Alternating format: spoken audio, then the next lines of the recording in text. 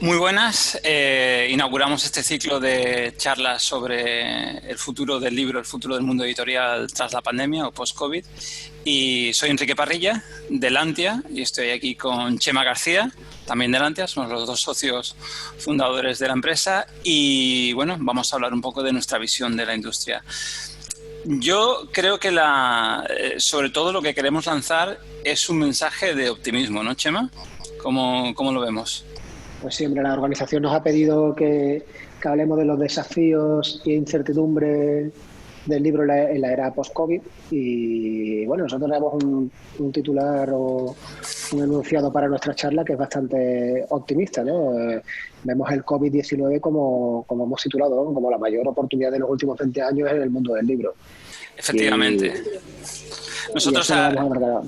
y creo que es un poco lo que, a ver, al principio fue algo muy difícil para todo el mundo, prácticamente en todas las industrias. Pero es cierto que nosotros, después del primer impacto inicial, estamos convencidos de que representa la mayor oportunidad de los últimos 20 años en la industria para el mundo del libro. Esto puede parecer un poco contra natura, pero la verdad es que bueno, ¿y para qué vamos a hablar nosotros del futuro de nada cuando uno está preocupado haciendo planes y de repente llega un señor que se llama coronavirus, que es un consultor y que dice entender de todo y que viene aquí a evolucionar todas nuestras industrias, ¿no?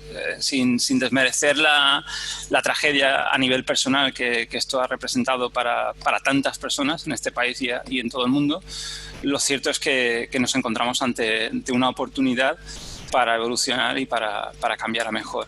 Yo creo que, bueno, queremos hablar de los siete elementos, los 7 pasos de la cadena de valor del libro, que son el autor, el agente, el editor, fabricante, que para nosotros fabricante es lo mismo que un impresor o un productor de ebooks, distribuidor, librero y lector. Vamos a hacerlo de forma rapidita para que nos dé tiempo a encajarlo en estos 30 minutos, pero creemos que es importante explicar o compartir con todo el mundo cómo pensamos que esto ha cambiado y creemos que ha cambiado para mejor. No creemos que haya sido un cambio devastador ni que se haya cargado todas las oportunidades. Chema, a nosotros nos gusta mucho hablar de los autores porque trabajamos con decenas de miles de autores.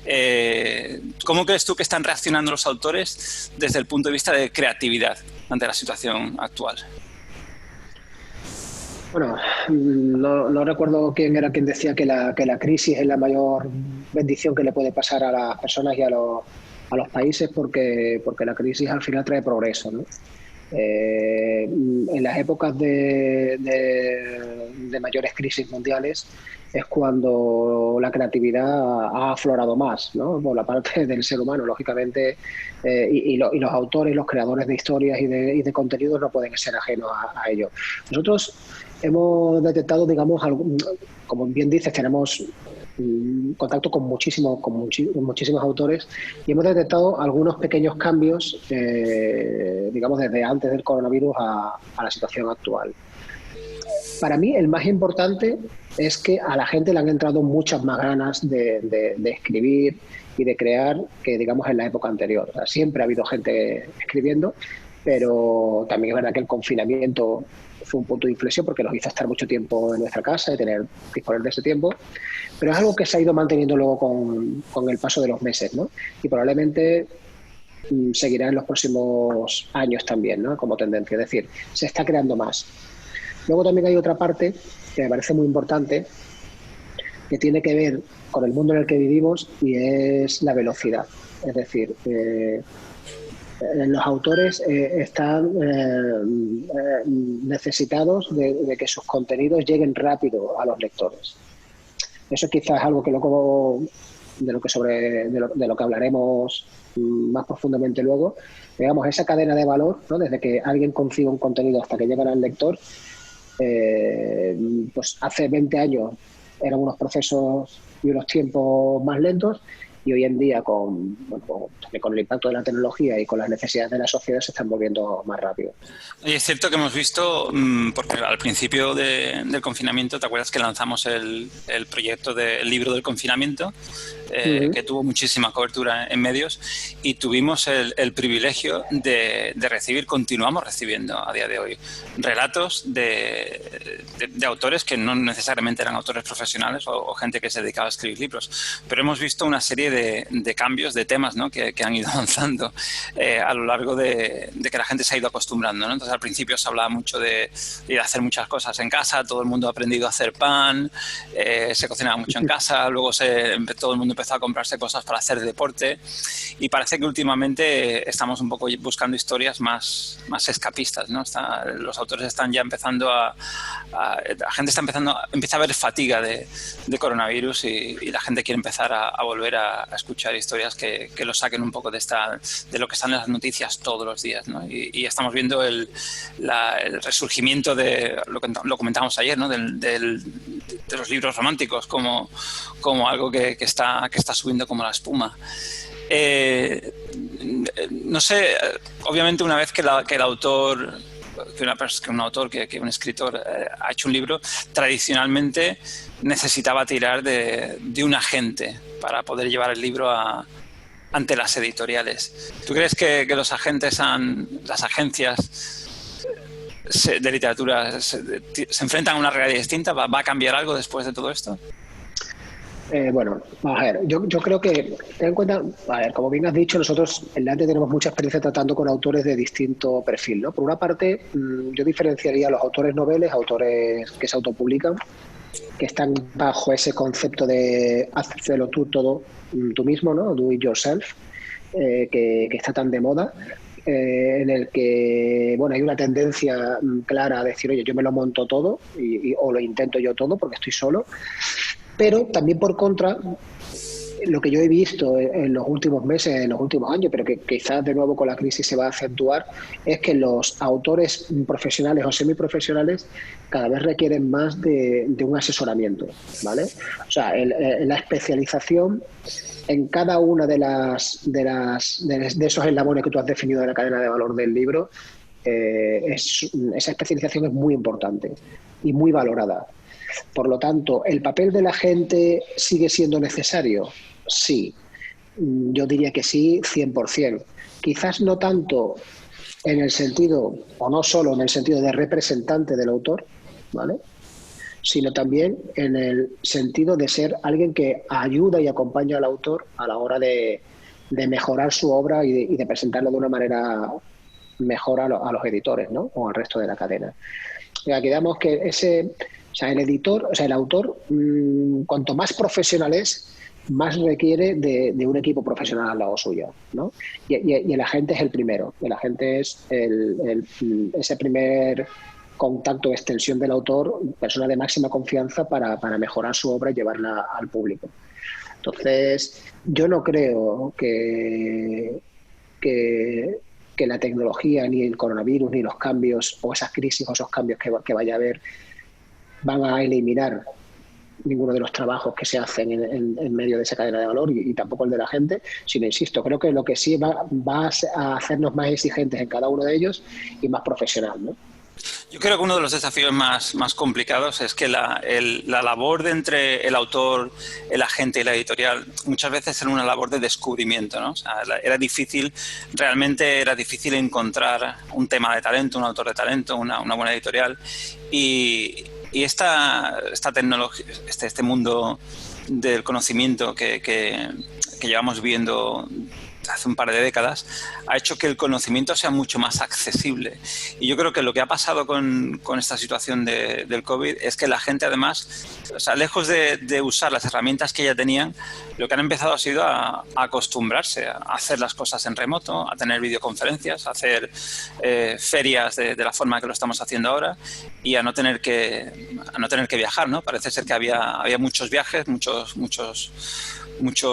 aves, muchos aviones que podían ser llamadas de Skype o videoconferencias de Zoom o tantas otras cosas. Yo la sensación que tengo, Chema, yo no sé cuál es la tuya, pero a mí la sensación que me da tratando con editoriales es que si la editorial pudiera llegar al autor directamente, llegaría al autor directamente. O sea, ¿tú no crees que las editoriales están intentando cargarse a las agencias? Bueno, de hecho hay muchas editoriales que tienen su propia línea de agencia, ¿no? En cuanto a representación de derechos internacionales y demás. Bueno, a ver, en esta industria, yo creo que como en cualquier negocio, yo llevo muchísimos años y siempre se hablaba de que pues hay elementos o que la tecnología permite saltarse la cadena de valor y que el autor puede llegar a ser editor y el editor puede ser agente o el, yo, a ver, puede ser, desde luego aparentemente es más fácil, ¿no? Es más fácil porque la tecnología, como tú bien dices, y la facilidad de comunicación y de acceso a la gente permite que, bueno, pues si antiguamente un agente tenía una agenda de personas que eran, bueno, pues difícil de acceder, hoy en día con LinkedIn y demás, el acceso a las personas no es complejo, ¿no? Y eso puede aparentar o dar la falsa apariencia de que efectivamente, pues, oye, es más fácil saltarse el papel de cada uno. Yo creo que si se hace bien, que ese es un poco el reto, no tiene por qué ser saltado, ¿no? A ver, ¿qué veo yo en relación a lo que tú dices, ¿no? De agente y editor? Una de las cosas donde el papel de agente puede suplementar al editor, o lo puede complementar o puede mejorarlo, es en el acompañamiento, como digo, al autor. Es decir, las agencias literarias, y eso lo estamos viendo, ¿no? La mayoría de las grandes, nosotros tenemos contacto con varias de las grandes, están reduciendo su cartera de autores representados. ¿Vale? Es decir, represento a menos autores y le dedico más tiempo a cada uno de esos autores. ¿Vale? ¿Por qué? Porque quizás los procesos a través de los cuales antes se representaba a N autores estaban muy estandarizados. Se podía, digamos, representar de una forma más sencilla a más autores. Hoy en día eso ha cambiado, es decir, hay que dedicarle más tiempo a cada autor, hay que dedicarle más tiempo a cada libro y agregar valor ahí y que el autor lo perciba, ¿no? Pues es más difícil para la gente. Entonces, bueno, yo creo que en ese sentido no creo que tengan, o sea, no sé si tienen interés, habrá algunos que tengan interés en cargarse o suplantar ese rol, pero insisto, desde luego lo que sí está creo que sigue siendo necesario. Bueno, a mí lo que me viene quizás más necesario que nunca, en mi opinión. Sí, a mí lo que me viene a la mente era la famosa escena de Jerry Maguire, ¿no? Donde le decía, le dijo a la agencia, oye, tenemos que reducir nuestros números de clientes para dar un mejor servicio, tenemos que ganar menos para poder trabajar mejor. Por lo que hizo que inmediatamente fuera despedido. O sea, es una gran idea, fuera. Pero mira, hay una anécdota muy buena que tenemos que preguntar un día a Luis Miquel Palomares, al hijo de Carmen Balcells, si es cierta o no. Pero cuentan que un día llamó Gabriel García Márquez Gabo a Carmen Balcells desde México y le llama y le dice, bueno, tienen una conversación de trabajo y tal, y eso lo contaba ella, ¿no? Al parecer. Y por lo visto al final de la conversación le pregunta a Gabo, oye Carmen, ¿pero tú me quieres? Y dice que ella le dijo, mira, representas el 32,6% de mi facturación, así que no puedo contestarte a esa pregunta. Bueno, pues claro, o sea, la relación, sin embargo, sabemos, ¿no? Porque hemos hablado con Luis Miquel muchas veces, que la relación que tenía Carmen con Gabo y con la familia, pues era de familia, ¿no? Y de una relación íntima increíble. Y gran parte quizás del éxito de Carmen Balcells no solamente fue ser una visionaria o romper la baraja en cuanto a los derechos de autor y la forma de negociarlos, sino tener una relación diferente con los autores, ¿no? Entonces, bueno, yo creo que ese papel, y luego también, no solamente desde el punto de vista de relación autor, digamos, agente, sino agente-editor. Porque, vamos a ver, y ahí enlazamos un poco con los retos de los editores en este nuevo contexto. O sea, los editores también necesitan agentes buenos. ¿Por qué? Porque no solamente porque sean gente que le descubran talento, sino porque le ayuden a descubrir buenos productos. O sea, yo creo que una de las claves, y a nosotros nos pasa, ¿no? En la editorial, que tenemos un montón de proyectos encima de la mesa y que nos llegan, pero a nosotros nos encantaría que nos llegaran más productos acabados, es decir, más productos, o si no acabados, semi-acabados o maduros. Es decir, ya, y eso yo creo que cualquiera que sea editor lo comprende perfectamente, ya no vale solamente con tener un manuscrito. Hay que pensar, digamos, qué producto se genera con eso, a quién va, cómo llega, cuál es el plan de marketing. Entonces, en la medida en que te llega un proyecto, digamos, más acabado, desde el punto de vista de editor, te facilita mucho el trabajo, ¿no? Cuando nos llega algún proyecto en el que ya pues el autor o a través de su agencia o lo que sea, han sido capaces de identificar el público objetivo, tienen bastante claro cómo va a ser la portada, cuál es el proyecto, digamos. Claro, te facilita mucho el trabajo. Tú puedes aportar cosas, evidentemente, y madurar todo eso, pero te ayuda, ¿no? Y de hecho, insisto, es necesario. Ese rol de la gente es muy importante, ¿no? Al final, trabajar en equipo, ¿no? Que es de lo que se trata. Los grandes proyectos editoriales, como casi los grandes proyectos que hacen las organizaciones en general, salen de buenos trabajos en equipo. Yo creo que estás totalmente en lo correcto. De hecho, nosotros como editores nos pasa mucho eso. No es lo mismo que te llegue alguien con una idea a que te llegue, no sé, un libro de no ficción que ya tiene el público identificado, tiene todo montado, tiene el proyecto hecho y realmente como editores, pues lo que decimos, donde hay que firmar está muy bien. Claro, y luego, por ejemplo, en la parte de editor, que yo hoy te iba a lanzar una pregunta, ¿no? Pues el otro día me la hacía alguien, estábamos por aquí, no sé si era un autor o era...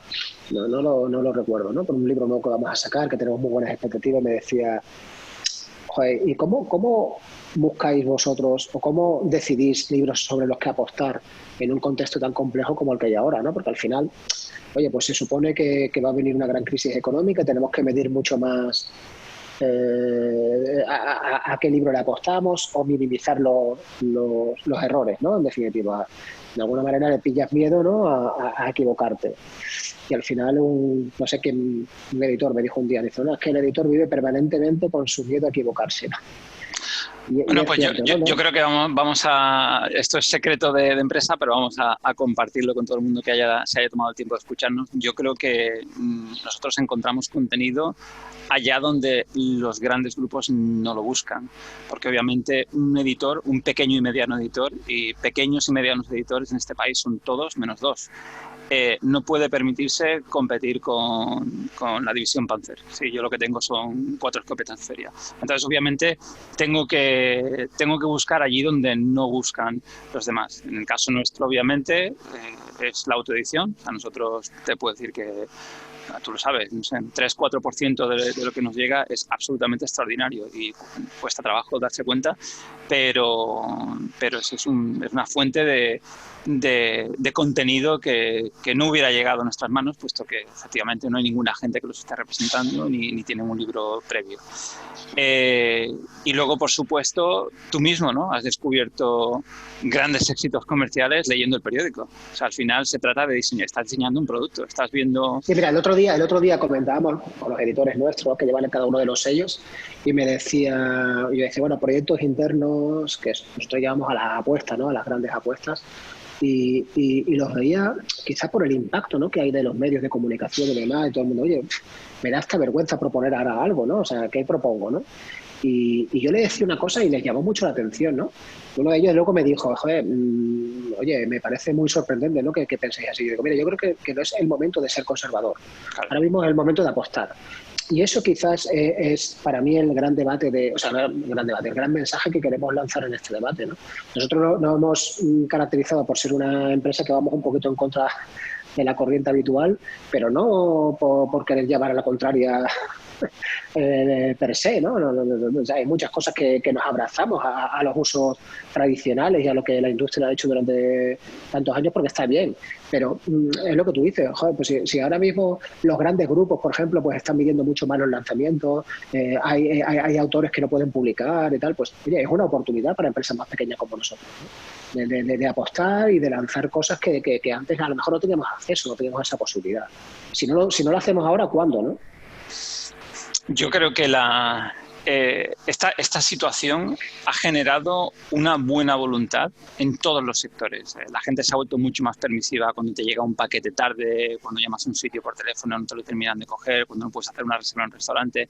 Y efectivamente parece que de alguna forma todo el mundo está siendo un poco más tolerante con la dificultad con la que todo sale adelante. Y efectivamente creo que eso es una gran oportunidad para apostar, para plantearse retos que quizás en otras situaciones pues no hubieran sido tan fáciles, y sobre todo por lo que tú dices, ¿no? Porque si no redoblas esfuerzos ahora y apuestas, ¿cuándo, no? O sea, cuando la situación remonte, porque va a remontar, de esta saldremos como se sale de todo. Claro, y luego para mí, desde el punto de vista de editor, hay un gran reto que quizás es algo que yo percibo que donde vamos a meternos todos más fallamos, ¿no?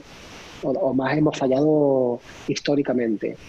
Y es en el marketing y ahora, en el contexto en el que vivimos, en el marketing, yo diría que en el marketing digital y online. Es decir, pienso que el editor del futuro debe conservar, como digo, gran parte de todas las cosas que ha hecho hasta ahora, pero debe convertirse en un gran experto en marketing online. Porque al final hay un señor que es un autor, que está escribiendo, que tiene una historia que contar, y hay unas señoras que son lectores, que están consumiendo cantidad de contenido digital y cantidad de contenido online. Es decir, los lectores están en Internet. Están en sus casas, están por la calle, pero están conectados por un móvil, están conectados por una tableta, están conectados por un ordenador y están conectados en las redes sociales, ¿no? Entonces, ¿cómo llegar a la sociedad de la forma tradicional, haciendo una edición de un libro, una tirada, la prensa, ¿no? ¿Cuántas veces hemos comentado nosotros internamente, ¿no? La poca repercusión que existe actualmente entre salir un libro, digamos, en prensa escrita y que haya un impacto de ventas, ¿no? Realmente, ¿no? Cuando antiguamente eso no era así. El salir, que un libro te lo reseñaran en medios escritos era pues la antesala de pedidos y de ventas. Bueno, al fin y al cabo, la televisión, la prensa, siempre han sido formas efectivamente de llegar al público, ¿no? En el momento que el público ha cambiado sus hábitos de consumo, yo no recuerdo la última vez que, bueno, veo el periódico en papel cada cuando voy a casa de mis padres, televisión en directo no veo, ¿no? Yo todo lo que veo es en streaming y grabado. Entonces, realmente, cuando hablamos de marketing online, hablamos de entender dónde están los ojos, dónde está la gente, qué está mirando la gente. Sí, efectivamente, cuando hablamos de marketing, o sea, yo cuando hablo de marketing online no me refiero a cómo consigues llegar a la gente, digamos, a su casa. Además, es una gran oportunidad, ¿no? Porque date cuenta que antiguamente, o sea, era matar un poco moscas a cañonazos, ¿no? El marketing online tiene cosas fascinantes y es que te permite segmentar, te permite, digamos, localizar tu público. Evidentemente hay que ser un experto en el tema o contar con expertos en el tema. Y yo creo que eso es un gran reto y una gran oportunidad. De hecho, otro gran secreto nuestro es ese, es segmentar. Coger libros que son pequeños éxitos de venta y enfocar mucho en canales particulares que para grandes inversiones. Sería una auténtica ruina, pero cuando afinas mucho el tiro, te conviertes en un francotirador, realmente sí tiene un poquito más de éxito. Hablamos también antes de fabricante de libros. Nosotros también imprimimos libros, ya hacemos libros, ya hacemos ebooks, y hablamos de la importancia de manufacturar el producto, ¿no? Que no solamente es imprimir y no solamente es, oye, grábalo como PDF y mándalo, ¿no? Ahora hay formatos EPUB, hay distintos formatos electrónicos, hay audiolibro. ¿Tú crees que todos mantienen su hegemonía, que alguno retrocede, alguno avanza? La falta de ir al trabajo, el teletrabajo se ha cargado muchas horas de autobús y de metro en la que la gente escuchaba el audiolibro. Claro, mira, yo creo que eso es muy interesante y nosotros ahí, fíjate que nos ha costado también mucho internamente, tú lo sabes que hay muchas reuniones, bueno, nosotros tenemos muchos de los editores que son muy buenos y la gente que trabaja con nosotros, que bueno, en nuestro equipo de trabajo, de gente muy profesional y que sabe bastante del tema, pero como el libro en papel, ¿no? Era la punta del iceberg de todo lo que hacíamos. Tú mismo sabes que nos ha costado muchas veces un esfuerzo importante a nivel interno que no nos olvidemos de los otros formatos, ¿no? Y que al final, digamos, todo el trabajo que hacemos como editorial no está solamente para ser llevado a un libro físico en papel, que es verdad que es la representación máxima ahora mismo de la industria y que sigue siendo y seguramente lo seguirá siendo durante mucho tiempo, sino que sea para que esté preparado y que el proyecto como producto esté preparado para cualquier salida, ¿no? Y eso, bueno, es parte de lo que hacemos en Lantia, luego a nivel, digamos, tecnología, ¿no? De cómo tenemos los archivos y todo, gran parte también de nuestro secreto, ¿no? En la plataforma. Pero claro, mira, hay una cosa que decía Borges, que de todos los inventos del ser humano, el más fascinante de todos era el libro, porque era el único que tenía que ver con la imaginación, ¿no? Y con la memoria. Desde esa óptica no se refería solamente al libro físico, se refería, como tú bien dices, a audiolibro, a libro electrónico o a lo que surja en el futuro, ¿no? Entonces, hombre, parece un debate bastante manido, desde el punto de vista editorial, hablar de que, oye, pues es necesario tener todos los formatos. Yo creo que la mayoría de los editores trabajan en distintos formatos. Pero luego en la realidad no es tan así. Nosotros mismos nos cuesta muchísimo, ¿no? Que nuestra gente, que nuestro equipo de trabajo, luego en el día a día deje de pensar solo en que todo lo que está haciendo acaba en un libro en papel, ¿no? Y los mismos autores también les cuesta eso, ¿no? Quizás porque el concepto de libro en papel es muy poderoso y es bueno que sea así. Pero bueno, ese es un gran reto porque está relacionado con lo que decíamos antes, llevar a la gente, suministrar ese libro en el formato que sea a la gente. Bueno, pues evidentemente con nuevos formatos como el libro electrónico, como el audiolibro, que son más digitales, no cabe duda que van a ir cogiendo cierto auge, ¿no? Y de hecho esto nos lleva un poco en la siguiente paso de la cadena de libro, que es el distribuidor, ¿no? Y es un poco, nosotros creo que desde el principio entendimos que el gran talón de Aquiles en la industria editorial era precisamente la distribución. Estuvimos trabajando durante casi 2 años en el proyecto con Logista, donde conseguimos integrar toda nuestra cadena con ellos, y parece un poco el patito feo de la cadena, ¿verdad? La gente no le da importancia y no se dan cuenta de lo esencial que es. Y no solamente en físico, o sea, un distribuidor es cualquier persona que hace que el libro llegue a las manos o los ojos de una persona. Puede ser distribuidor de libro electrónico, de audiolibro, o sea, pero es la persona que lleva el contenido desde donde esté en la cadena de valor hasta el usuario o el librero. Me hace gracia porque cuando hablamos las primeras veces con Logista y bueno, con otros distribuidores con los que hemos sentado, yo siempre le decía lo mismo, digo, joder, a mí lo que me extraña de esta industria, o sea, yo he conocido miles de editores, miles de libreros, y autores y tal, y hay una figura de la que nadie habla bien, que es del distribuidor. O sea, algo habréis hecho mal también, ¿no? Quizás, aunque sea solamente como imagen. Y bueno, siempre se ríen, ¿no? Cuando les digo eso, que este trabajo es muy ingrato y demás. Es verdad que cuando hemos conocido por dentro cómo trabajan, lo que hacen y el valor que aportan, creo que el problema del distribuidor, o el gran reto de nuevo, y que desde luego la crisis esta del COVID, eso sí que lo va a poner de manifiesto, pero rápido, ¿vale? Es que la eficacia, digamos, en cuanto a la logística y demás, tiene que ser mucho más exhaustiva que ha sido hasta ahora. O sea, la cantidad de millones de libros que se movían, ¿no?, hacia adelante, luego devuelto y demás, eso es algo que es absolutamente insostenible hoy en día. Y de hecho, este parón, ¿no?, que ha habido en el comercio, ¿no?, en general, y en las librerías en particular, las librerías físicas en particular, bueno, nosotros lo hemos visto, ¿no?, la cantidad de devoluciones que ha habido durante los meses posteriores a la pandemia, pues bueno, por un efecto de financiación, de tener que evidentemente devolver lo que no vas a vender, etcétera, ha sido dramático, ¿no? Y bueno, eso quizás ha limpiado también, yo creo, ¿no?, que ha limpiado o ha sacado a la luz parte de las ineficacias que teníamos en el pasado. Y ya está, si los libros hubieran estado ahí porque se van a vender o tal, o sea, nosotros tenemos una librería también, no devolvemos libros que están vendidos, ¿no?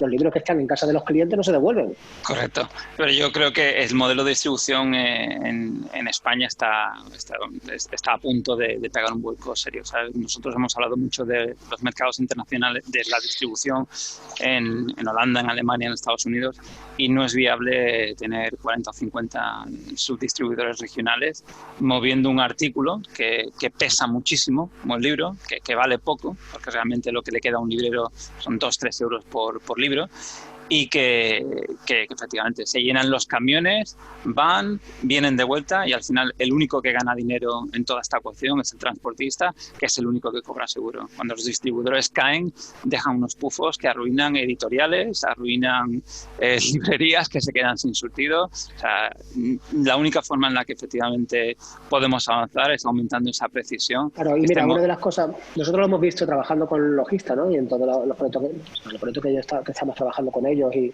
cómo manejamos nosotros, digamos, los stocks ese concepto de que le hemos llamado de distribución inteligente, de trabajo sin stock, allá donde la demanda realmente a acercarnos, digamos, al máximo, o abrazarnos al máximo a la demanda real, que es muy difícil, porque aún así sigue habiendo algo de devoluciones, ¿no?, aunque sea bajo demanda. Yo creo que quizás una de las cosas que los propios distribuidores no son conscientes del valor que tienen es la información. O sea, tienen una información muy valiosa, ¿vale?, que es cómo se están moviendo los libros, qué demanda hay en tiempo ya casi real en distintas zonas, ¿no? Entonces, ese uso de la información yo creo que no se... O sea, son empresas más logísticas que empresas de inteligencia de negocio.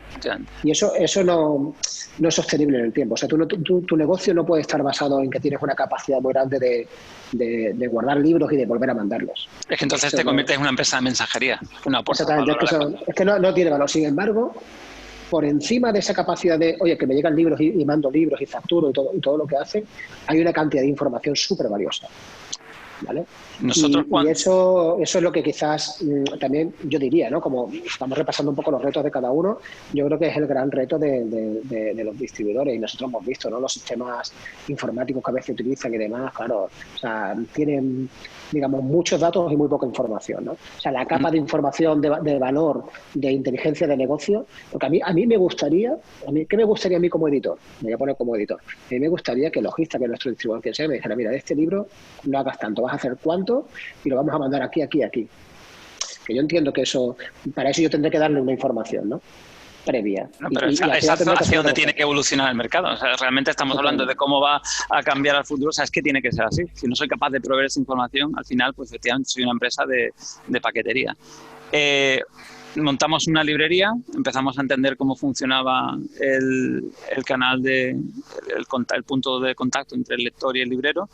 Y bueno, creo que hemos aprendido que hay una diferencia entre una persona que vende libros y un librero, ¿no? Bueno, vamos a ver, el tema de la librería da para que cortemos esta presentación, hagamos una nueva, invitemos a Manuel Gil, con lo cual ya nos podemos llevar aquí, no sé, como 2 meses hablando, ¿no? Del tema de la librería.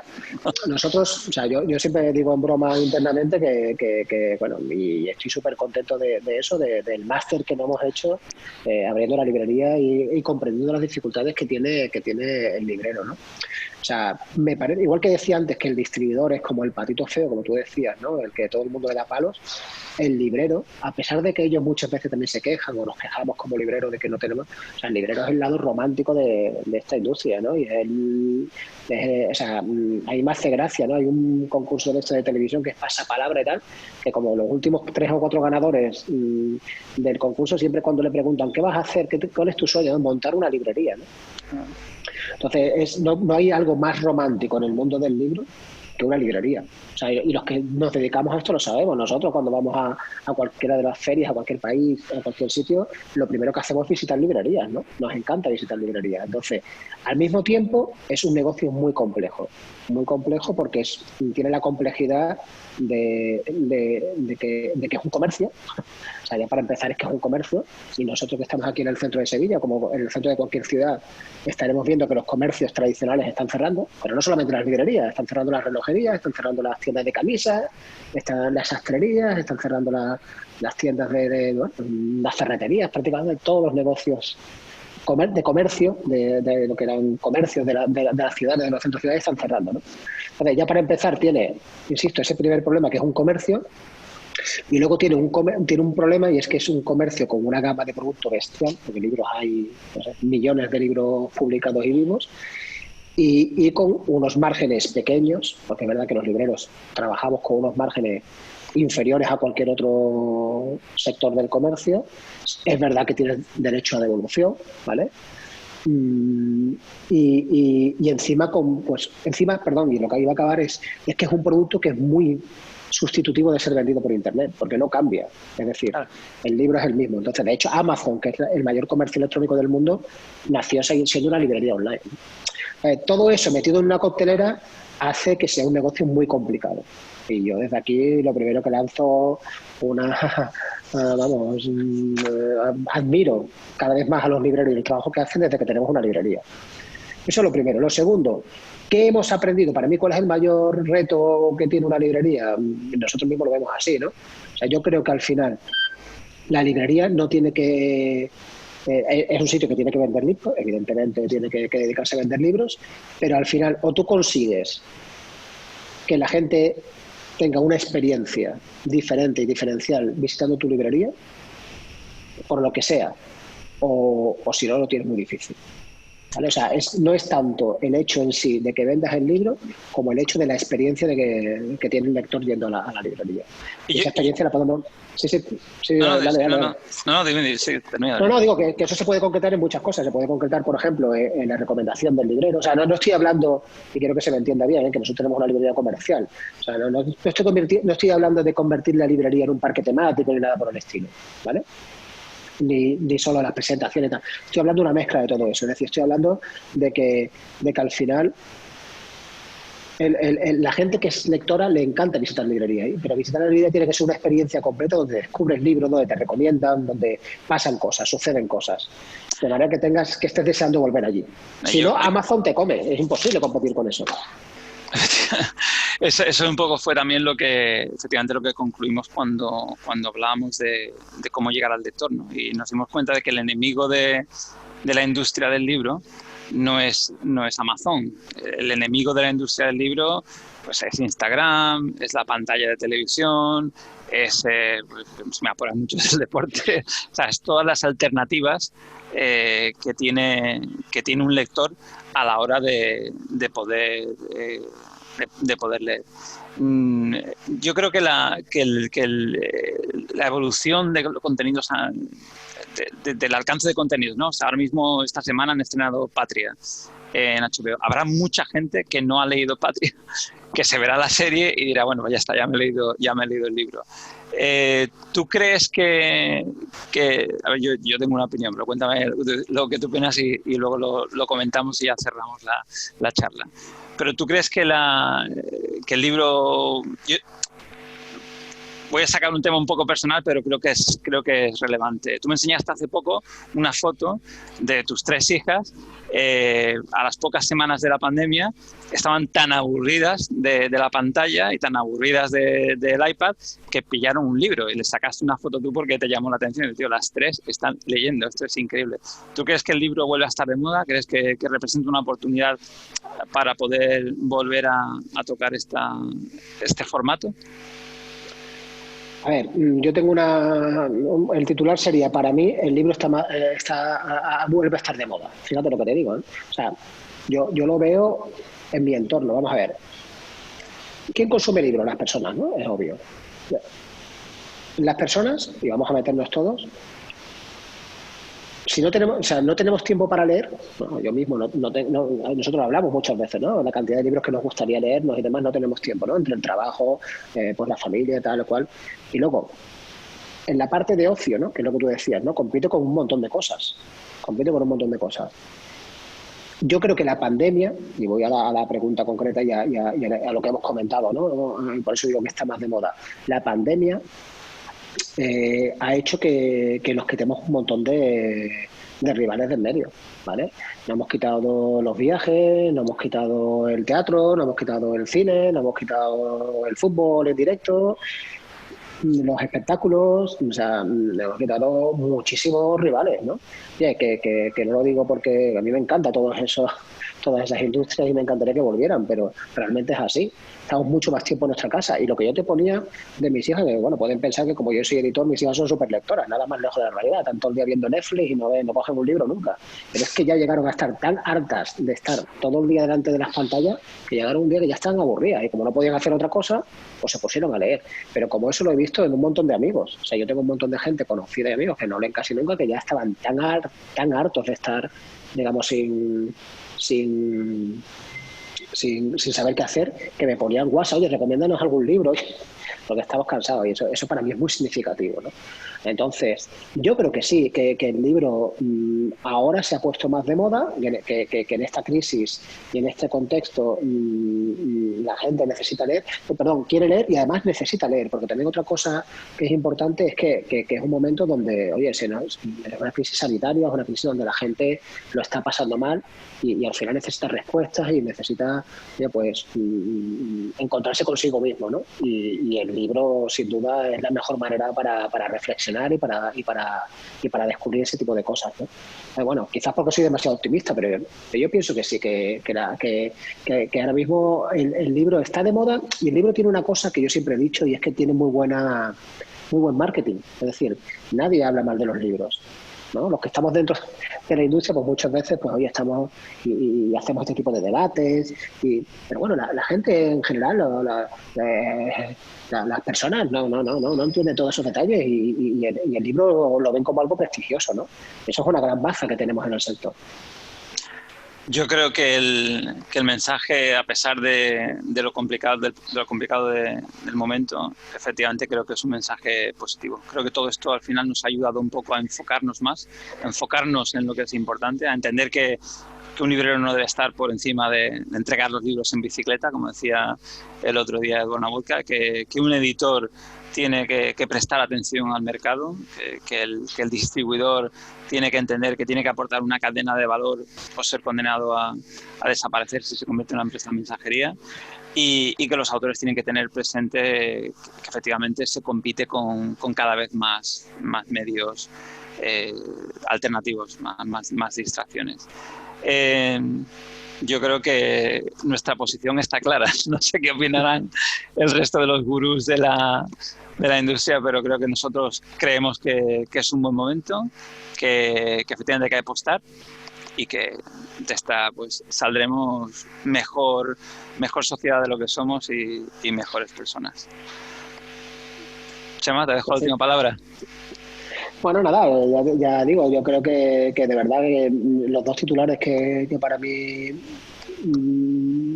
queremos trasladar es eso. Para mí el libro está más de moda que nunca y creo que esta crisis nos tiene que ayudar como sector a eliminar ineficacias y cosas que hemos heredado del pasado y que nunca quizás debieron existir o si tenían sentido en su momento y quizás con el nuevo contexto en el que estamos ya no, y que la tecnología y todo lo que viene por delante nos tiene que ayudar pues, a ser mejores empresas, a ser más eficaces, a hacer mejores libros y a llegar mejor a los lectores, que de eso se trata.